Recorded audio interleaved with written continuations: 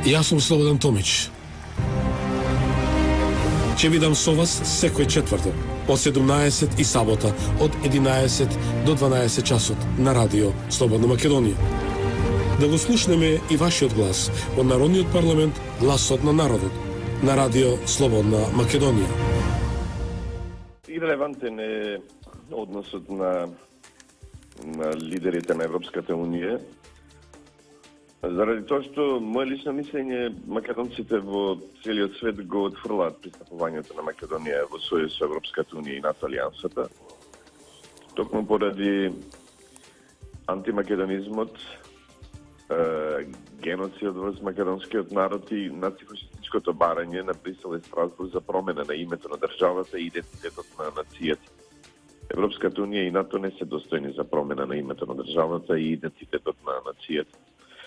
Меѓутоа, во секој случај што се однесува до актуелната политичка криза во Македонија, решението е само во словото на Уставот. Само уставноста и законитоста се решение на политичката, би рекол, уставната и безбедносната криза во Македонија, која има тенденција да генерира како регионална. Се друго е грубо кршење на Уставот и законите и се разбира казниво. Не ќе гласаме за нова влада ако се откажат од така наречената албанска платформа. Таа, верувам, никогаш нема да се оствари. Туку решението е избори, затоа што така налага Уставот, не затоа што тоа е волја на некој или желба на политичките партии во собранието. Изборот на нова влада повеќе не е желба на пратениците. Таа уставна можност ја пропуштија со ултимативните барања на ТУИ. Собранието се конституира имено со верификацијата на мандатот на пратениците на 30 декември минатата 2016 година. Председателот на Републиката во рок од 10 дена од конституирањето на собранието на 9 јануари оваа година довери мандат за состав на влада на кандидатот од пратеничката група со најголем број пратеници во собранието, што е во согласност со членот 90 од Уставот. За жал, мандатарот не успеа да состави влада поради ултиматумот на ТУИ и толку. Друг мандатар само на нови избори. Втор мандатар по устав нема.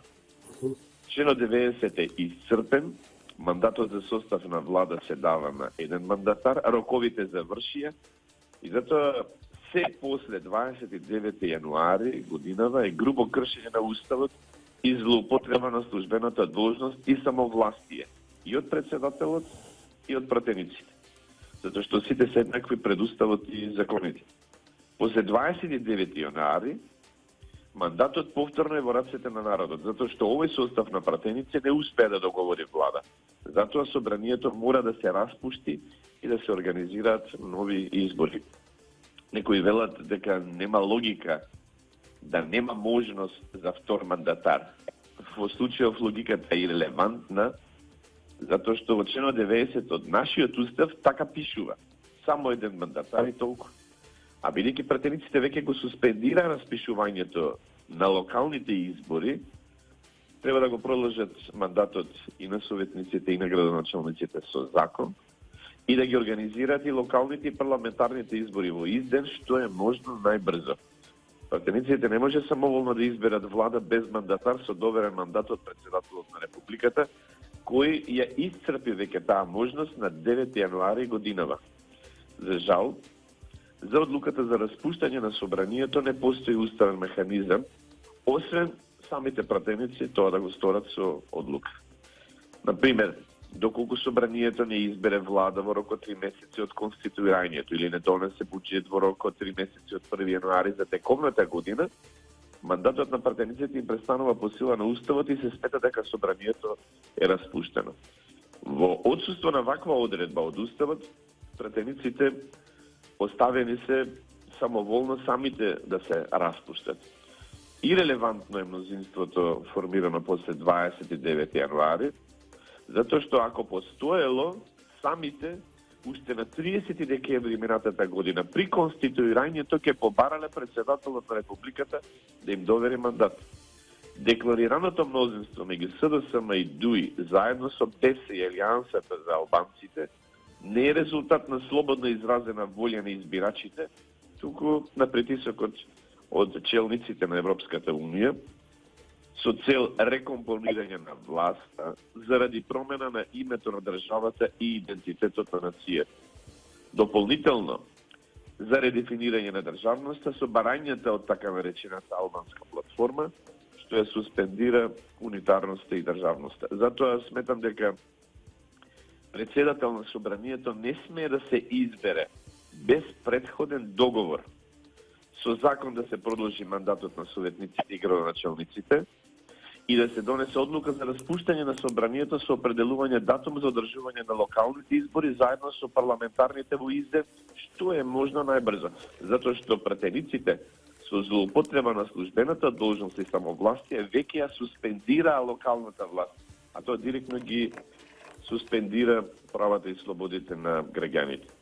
Ако се избере председателот на собранието без предходен договор, народот на улиците ќе остане се куси ракави, а СДСМ и други ќе владеат 4 години со сиот ризик по прашањата за кои веќе декларираат демонтажа на државност, промена на името на државата, промена на идентитетот на нацијата и двојазичност на целата територија и во меѓународните односи, со фалсификување на пописните резултати доколку се самите го организираат пописот на населението, со што ќе ги застават основите на бинационална држава со функционална федерализација, која ќе продолжи до територијална дезинтеграција. А тоа веќе е безбедносно прашање не само за Македонија, туку и за регионот. Тодор, ти благодарам многу. Чарето, најкратко.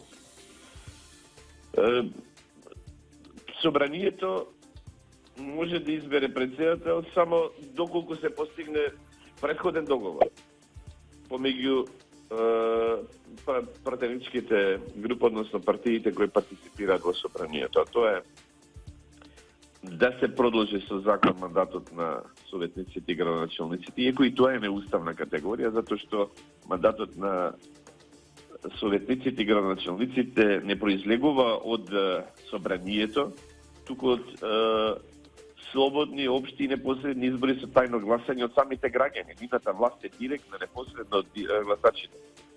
И да се донесе одлука за распуштање на собранието, со тоа што датумот на одржувањето на локалните и парламентарните избори да биде во ист ден, што е можно најбрзо. Тодор, ти благодарам многу. Почитувани слушатели, тоа беше Тодор Петров во живо во Гласот на народот. Јас сум Слободан Томич. Ќе видам со вас секој четврток од 17 и сабота од 11 до 12 часот на радио Слободна Македонија.